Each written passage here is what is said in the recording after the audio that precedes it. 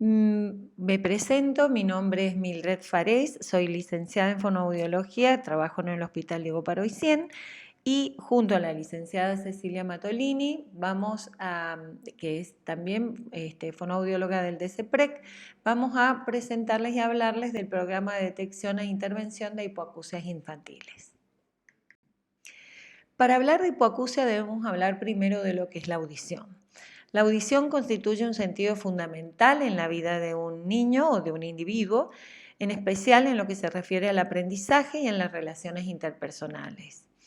Es la vía principal a través de la cual se desarrolla el lenguaje y el habla.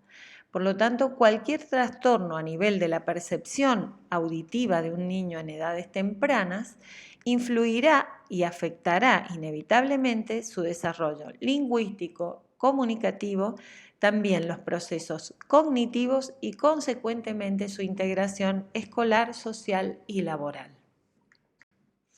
La hipoacusia es la incapacidad total o parcial de percibir sonidos en uno o en ambos oídos.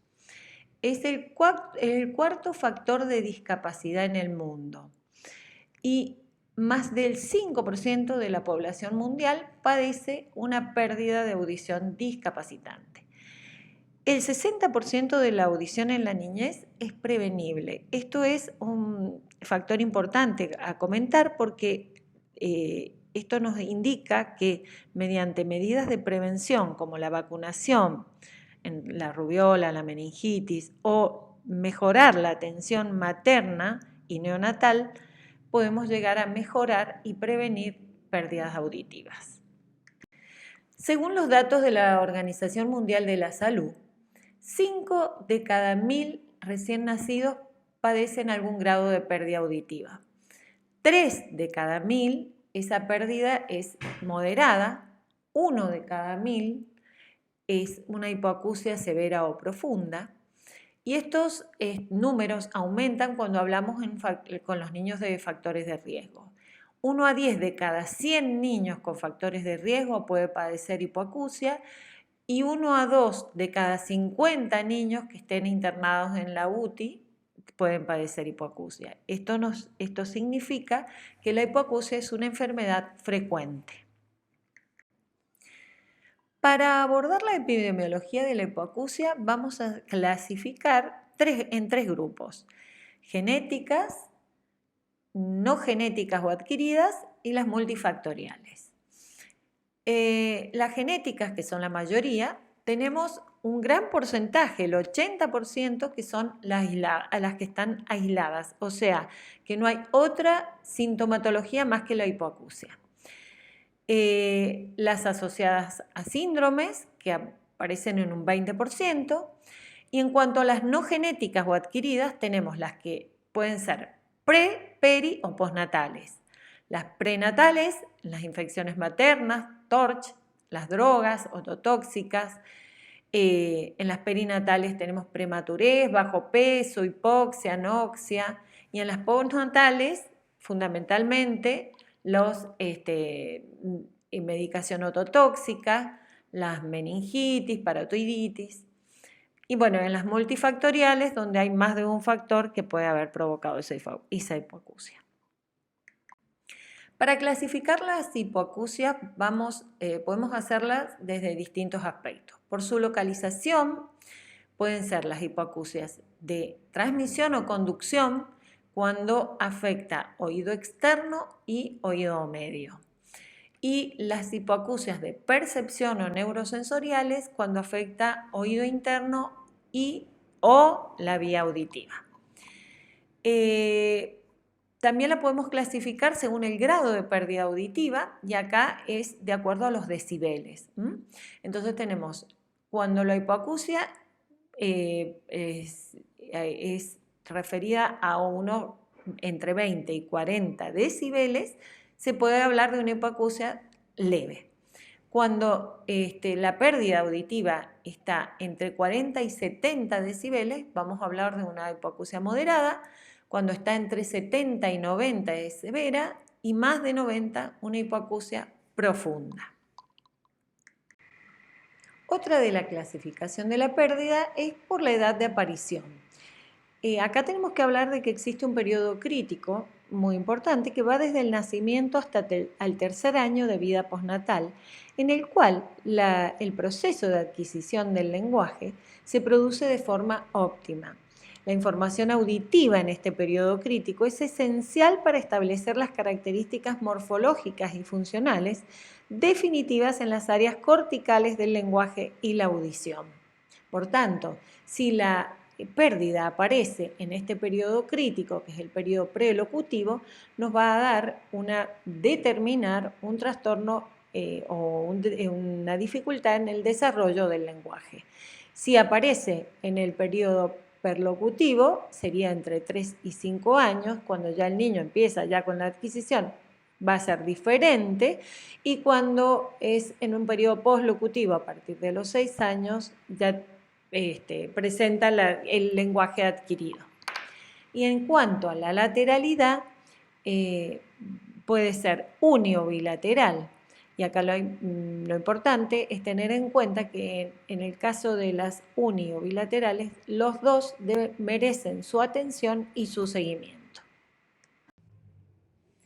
Bueno, en el año 2001 se crea a nivel nacional la ley y se sanciona la ley 25.415, que es la que dice que todo recién nacido, establece que todo recién nacido, tiene derecho a que se estudie su capacidad auditiva y se le brinde tratamiento en forma oportuna si lo necesitare. Esta ley, sancionada a nivel nacional, en nuestra provincia se adhiere a partir del año 2010 a través de la ley 8.320 y se crea el programa provincial que adhiere al Programa Nacional de Detección Temprana de Hipoacusia, teniendo en cuenta que la estimulación auditiva es el alimento fundamental para que la vía auditiva pueda desarrollarse. Por tanto, en esto se basa la ley que establece que debe estudiarse a edades tempranas. Así surge entonces en nuestra provincia el Programa Provincial de Detección e Intervención de Hipoacusias Infantiles, el cual es instalado en todas las maternidades de la provincia y por tanto en la nuestra, que es el Hospital Diego Paroicén, que es la segunda maternidad de la provincia. El procedimiento del programa se basa en 4 fases. La fase de tamizaje y detección, que debe realizarse antes del alta hospitalaria o antes del mes de vida. En realidad, a partir de las 36 a 48 horas ya puede realizarse el estudio auditivo. Es lo que se promulga que se haga en todas las maternidades. La fase 2, que es la fase de diagnóstica, que en lo posible debe realizarse antes de los 3 meses de vida. La fase de tratamiento debe realizarse en lo posible antes de los 6 meses de vida y después el seguimiento para los niños que fueron detectados o en el caso de los niños con riesgo, el seguimiento auditivo igual. Bueno, en la fase de tamizaje, la ley establece que deben realizarse las OEAs.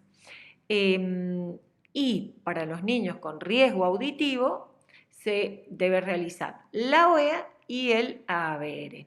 En realidad esto, bueno, son cosas que van cambiando con el tiempo y a través de los estudios que se van haciendo, en donde se está viendo la posibilidad de que todo niño sea estudiado con los 2 estudios al nacimiento. Todavía esto no está establecido en la ley, por lo pronto lo que se debe requerir y pedir es que al nacimiento tengan las OEAs realizadas. Bueno, las OEAs son sonidos de origen cocleares que se registran en el conducto auditivo externo a través de un equipo de autoemisiones acústicas. El origen de las autoemisiones es la contracción de las células ciliadas externas.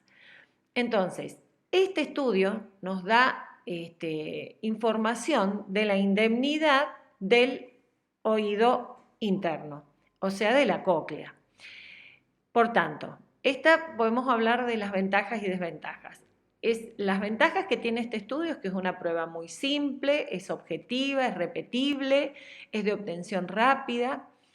Y las desventajas, una sería que las pérdidas inferiores a 30 decibeles no se detectan a través de este estudio, que cualquier modificación de oído medio nos puede dar una modificación en la respuesta de la autoemisión, o sea, nos puede dar una respuesta falsa, que son específicas para identificar la funcionalidad coclear y no más allá, y por tanto cualquier pérdida que sea debido a un deterioro o un problema de la vía auditiva no va a ser detectada a través de este estudio porque no se detectan las patologías retrococleares. Bueno, y ahora sí vamos a hablar del AABR, que es un screening de lo que es el VERA o ABR. El VERA o ABR o potenciales son los potenciales evocados auditivos que son los que estudian el pasaje del estímulo acústico a lo largo de la vía auditiva. En el VERA se detecta la existencia de las ondas 1, 2, 3, 4 y 5. Y se estudian sus intervalos, que son los que nos dan información de dónde puede encontrarse la patología. El AABR es un screening de ese VERA y es el que utilizamos en el screening neonatal. Y con él se obtiene y se identifica solamente la existencia de la onda 5. Se estudia con un tono clic a una intensidad de 35 decibeles. Vamos a hablar del algoritmo en los niños sin factores de riesgo auditivo. Como dijimos, la ley establece que a todo niño se deben realizar las autoemisiones acústicas. En este caso hacemos las autoemisiones acústicas más la respuesta refleja al estímulo sonoro. La respuesta puede ser pasa o no pasa. En el caso de que pase, se le da el alta y se le entrega una guía auditiva. Nosotros la tenemos confeccionada en nuestro hospital, ya se la vamos a mostrar en las diapositivas siguientes, para que la mamá lo tenga en cuenta como guía a ver si su niño cumple con las pautas que establece esa guía y de lo contrario poder pedir al pediatra un nuevo control auditivo. Si no, el próximo control, se le explica a la mamá, es al ingreso preescolar, que ahí se realizaría otro tipo de estudios con audiometría, logoaudiometría e impedancia. En el caso de que el estudio no pase, de que las autoemisiones primeras no pasen, se lo recita entre los 20 y 30 días siguientes para volver a realizar la autoemisión en los dos oídos nuevamente. Puede ser que pase y se le da el alta con la guía auditiva o que no pase y entonces se hace la intervención del otorrino, el cual observará ese oído en qué condiciones se encuentra para saber si debe realizar algún tratamiento medicamentoso o no, o el oído se encuentra en buenas condiciones y entonces nos está indicando que debemos pedir otro tipo de estudio para ver si hay que realizar diagnóstico en ese caso. Así se derivará a los lugares correspondientes. En el caso del algoritmo con factores de riesgo, en los niños con factores de riesgo auditivo, se realiza la autoemisión con la respuesta refleja más el AABR.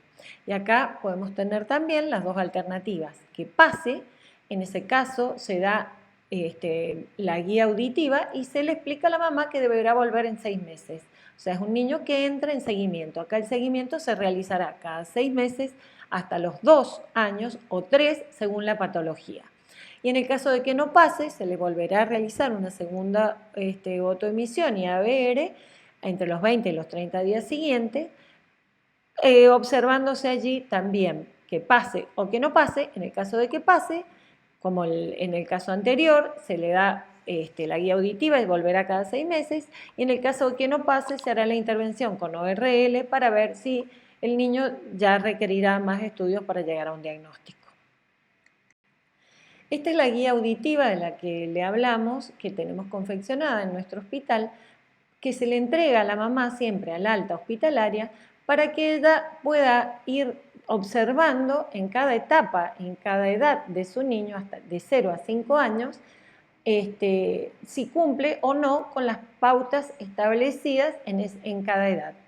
En el caso de que ella vea que no lo hace, puede pedirle al pediatra que le haga una derivación para realizar un nuevo control auditivo y que justifique en ese pedido por qué lo está pidiendo. Y después, posterior a esos 5 años, es cuando ya se le realiza el estudio previo al ingreso escolar. ¿Cuáles son los factores de riesgo que pueden favorecer la aparición de pérdida auditiva en el niño? Podemos decir que los factores prenatales son la historia familiar de hipoacusia infantil permanente, la infección intrauterina por citomegalovirus, rubiola, sífilis o toxoplasmosis, las anomalías craniofaciales del pabellón auditivo, conducto auditivo y malformación del hueso temporal, peso inferior a 1.500 gramos al nacer y los signos asociados a síndromes de hipoacusia o sordera progresiva o de aparición tardía. ¿Cuáles serían los factores perinatales?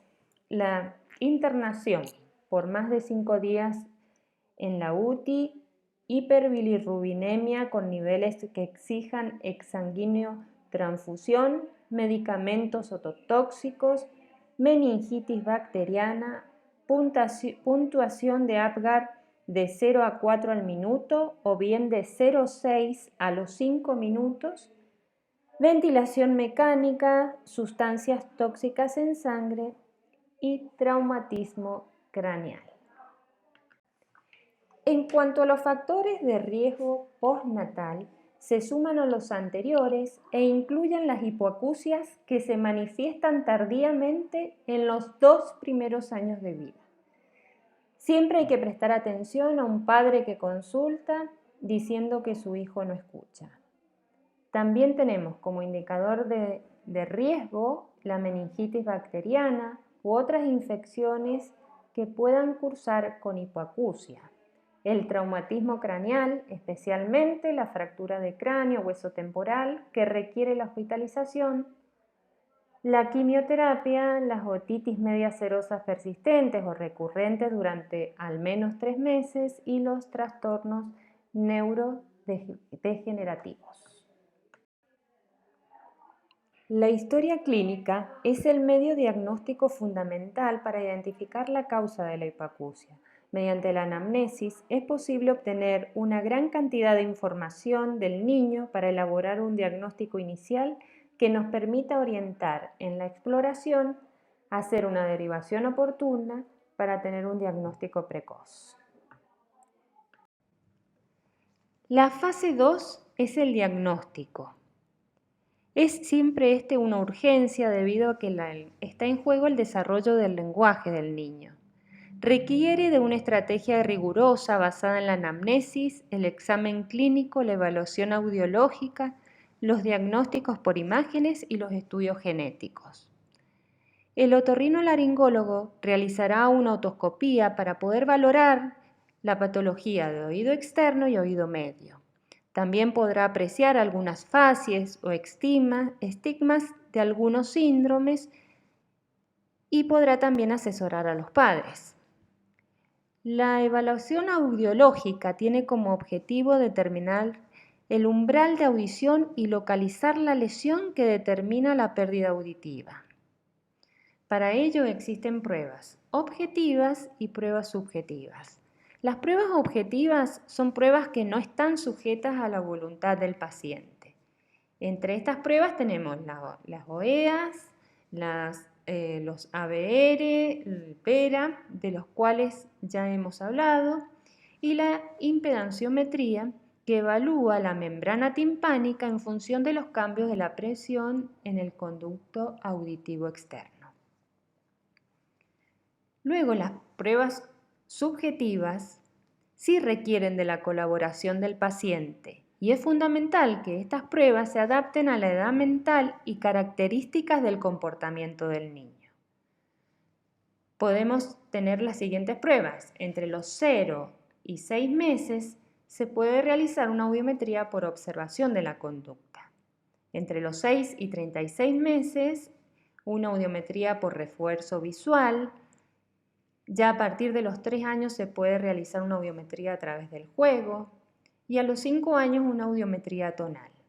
La logoaudiometría la podemos realizar entre los 4 y los 6 años de edad. Con respecto al diagnóstico por imágenes, tenemos las tomografías axial computada y las resonancias magnéticas, y el estudio genético que se realizará cuando no se sepa la causa de la hipoacusia. La fase 3 es el tratamiento.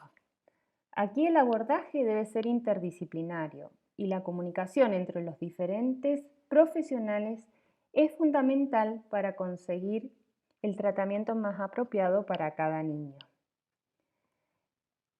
Este será médico quirúrgico en las hipoacusias conductivas o protésico en las hipoacusias perceptivas, ya sea con audífonos en aquellas hipoacusias que son leves o moderadas o implantes cocleares cuando son severas o profundas la hipoacusia.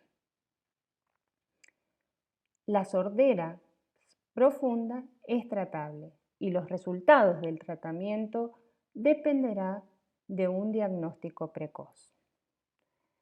Cuando realizamos un tratamiento temprano, el niño ¿qué va a lograr? Va a lograr un lenguaje y un habla adecuado, va a lograr una escolarización y educación normal y va a poder lograr un lenguaje oralizado. Por eso es fundamental que el tratamiento también sea precoz. La fase 4 es el seguimiento. Este debe ser estricto y riguroso y es el que nos permite detectar hipoacusias adquiridas o progresivas o que tengan de aparición tardía. Deben seguirse todos los niños prematuros de riesgo y alto riesgo, independientemente si padecen de hipoacusia al nacimiento o no. Y el seguimiento debe realizarse según los factores de riesgo del niño hasta los 30 meses o hasta los 6 años de edad. Los niños con hipoacusia unilateral o leves también precisan seguimiento audiológico porque tienen riesgo de presentar alteraciones en el desarrollo emocional, social y educativo. ¿Cuál es el rol del pediatra en el programa? El pediatra deberá verificar en la libreta de salud que el niño presente los controles auditivos correspondientes, explicarle a los padres la importancia de realizar esos controles auditivos de seguimiento y poder supervisar el correcto desarrollo auditivo del niño y, en caso de sospecha, realizar la derivación oportuna. Y por último, poder gestionar y facilitar el acceso a los turnos. El desarrollo de la audición y el lenguaje en los niños se puede evaluar a través de ciertas pautas de referencias comunes en el desarrollo. Estas pautas de referencias nos van a indicar una audición saludable. Su ausencia puede indicar pérdida de audición. Por lo tanto, el pediatra debe conocer y estar atento a estos hitos en el desarrollo auditivo, no esperar y actuar.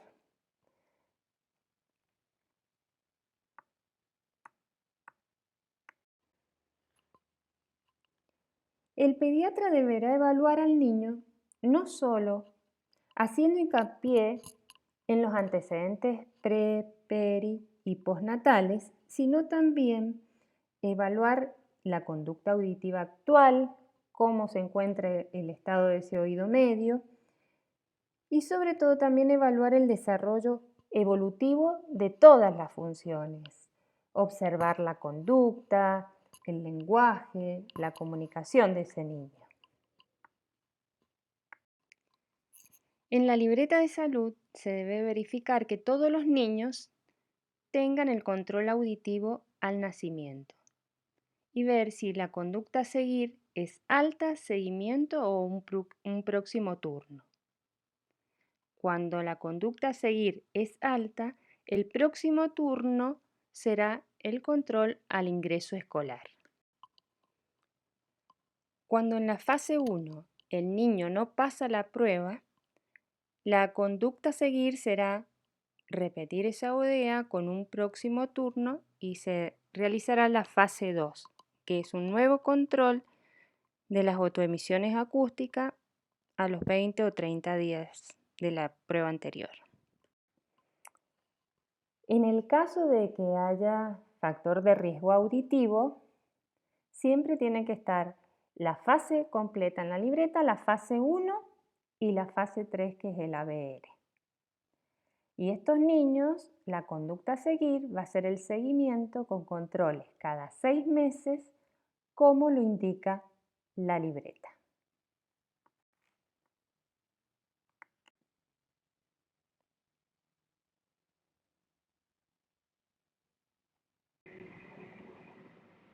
Bueno, ya finalizando la charla, debemos tener en cuenta que hay que aclararle a los padres que al haber superado el cribado neonatal de la hipoacusia, no descarta que este niño presente una hipoacusia leve o que sea tardía. Los pacientes con hipoacusias mínimas sufren dificultades cuando las condiciones del entorno son desfavorables. Se ha descrito cómo los niños con hipoacusia unilateral presentan problemas en la localización de la fuente sonora y además tienen un riesgo 10 veces superior al de sus compañeros normoyentes de repetir un curso académico. Ante un rendimiento inferior a la media o una conducta inadecuada o falta de atención en el colegio, se debe descartar una hipoacusia. Y tras confirmar una hipoacusia en un niño, sus hermanos son considerados como alto riesgo de sordera y deben ser sometidos a una evaluación audiológica. En este QR le dejamos un mapa de la red de pesquisa auditiva de la provincia de Mendoza, donde podrán ver los distintos lugares y qué estudios se realizan. Les agradecemos mucho por su atención. Esperemos que les haya sido de utilidad esta presentación y les dejamos ahí el teléfono de nuestro hospital, de nuestro servicio, para que cualquier consulta se puedan comunicar con nosotros o en alguna derivación de algún paciente que puedan mandarles este número de celular al cual pueden comunicarse para pedir los turnos.